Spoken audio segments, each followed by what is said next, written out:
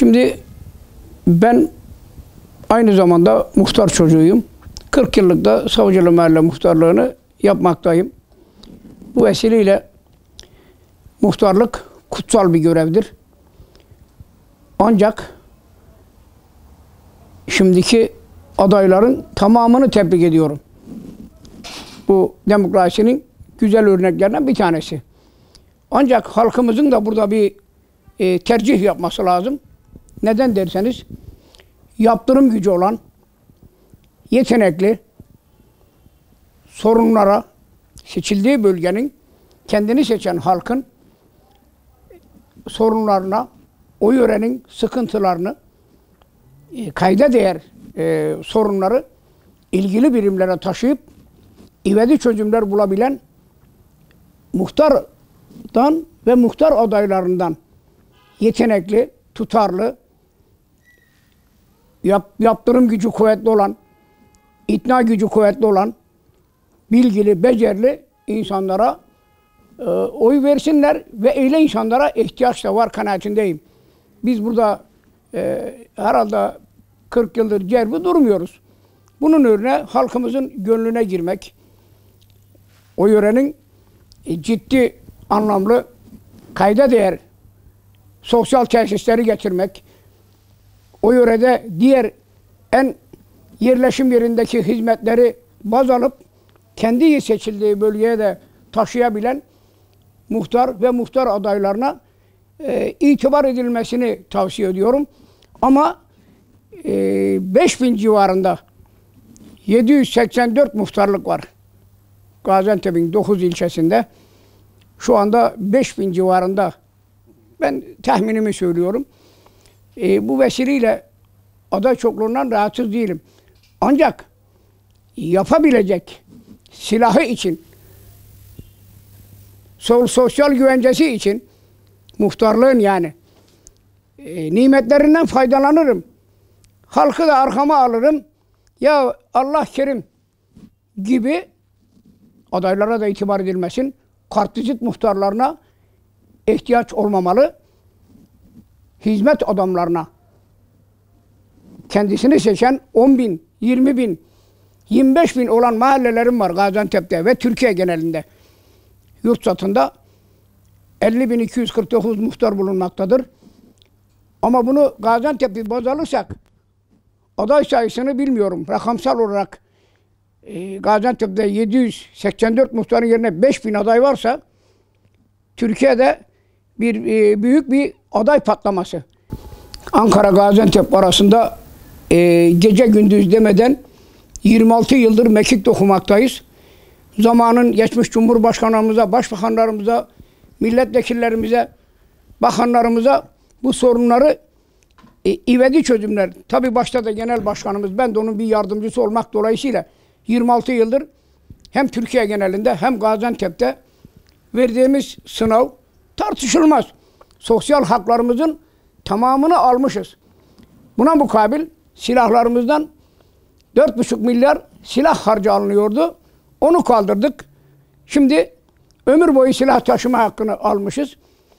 Bunların yanı sıra maaş denmeyecek şekilde cüzü bir ziraat bankalarının kapısında biz kuyruklar oluşturarak, şimdi ise 2 milyar civarında maaşın, eski parayla söylüyorum, bunun böyle bir albenisinin bizlerin uğraşmasıyla gündeme taşınmasın, cazip hale gelmesi olsun. Yapılan şeyin kötüsü olmaz. Ancak buraya da layık olan muhtar ve muhtar adaylarımızın liyakat sahibi, tutarlı, becerili, gittiği kurumlarda bilgi yönünden, tahsil yönünden ikna gücü olabilen adaylarımıza itibar edilsin. Yani bu nimetlerinden faydalanırım diye gelenlerin hizmet adamı olmayanlara da bu halkımız çok itibar etmesin. Bu aday patlaması var, aday enflasyonu var. Olsun insanların, yani biz kimseye aday olmasında hiçbir sakınca yoktur. Olsun, rağbet olsun, güzel olur. Bu bir kriter gelmesi lazım. Bu muhtarlık seçimlerindeki seçilmişle Yani bu her önüne gelen bizlerin önceden bir istihbaratı yönden GBT'miz sorulması lazım. 15 gün kalasıya bizim müracaat etme şansımız diğer seçilmişlikler gibi. Kim? Milletvekili, belediye başkanı, belediye meclis üyesi ve il genel meclisi üyeleri gibi o kriterler bize de gelmesi lazım. Her seçimimiz bir bayram havası içinde geçmesini tavsiye ediyorum. Ufak tefek olaylara itibar edilmesin. Çünkü kazandın, kaybettin, illaki bir taraf sevinecek, bir taraf öfkelenecek. Ülkemizde 50.000 muhtarlığın temsilen bir insanın burnunun kanamasını, parmağının kanamasına asla gönlüm razı değil. Gönlümüz devamlı bir yeşeren gül gibi sevecen geçsin, bayram havası içinde geçsin. İnşallah umarız ki bir tane olay olmasın.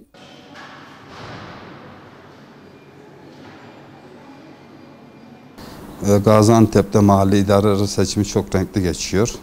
Öncelikle bütün muhtar adayları, belediye başkan adaylarına tebrik ediyorum. Allah yollarını açık eylesin.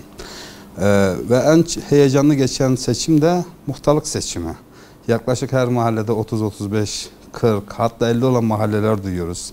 İslahiye'nin bir mahallesinde, İslahiye'nin bir köyünde 17 tane muhtar adayı çıktığını duyduk.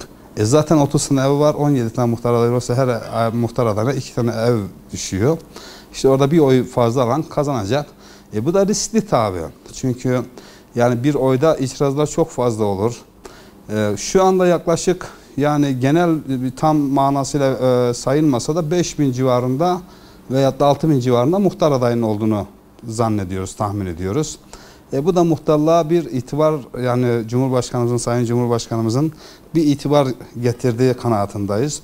Çünkü biz muhtar olduğumuzda yaklaşık 280 lira. Bu bizim muhtarlık giderimiz bile değilken biz muhtar olduk. Ama elhamdülillah şu anda muhtarlıkların özlük hakları genişledi ve her geçen günde genişliyor. Muhtarlıkların yetki alanları genişledi ve dolayısıyla talep en çok muhtarlıklar oluyor. Şimdi öncelikle Türkiye genelinde böyle bir yoğunluğun olduğu söyleniyor. Ama biz kendi mahallemizi, Seyrantepe'yi baz aldığımızda, Seyrantepe her ne kadar bir mahalle olsa da nüfus yoğunluğu bakımından Gaziantep'in birçok ilçesinden büyük. Yani oradaki ilçelerle, mesela köylerle beraber kıyasladığımızda buranın en azından 40-50 tane muhtarlığının olması gerekiyor.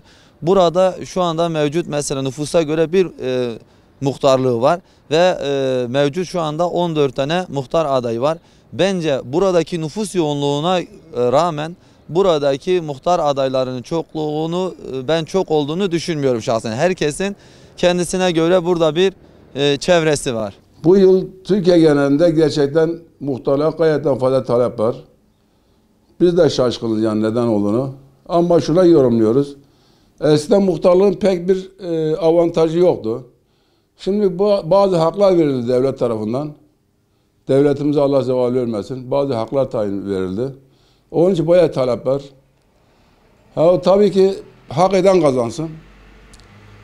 Bizim ülkemize hizmet eden, mahallemize hizmet eden vatandaşımız kazansın. Şu an geçen döneme göre çok fazla muhtar adaylarımız vardı. Geçen dönem 5-6 tane vardı. Şimdi 15-16 tane muhtar adaylarımız vardı. Yani hak eden kazansın.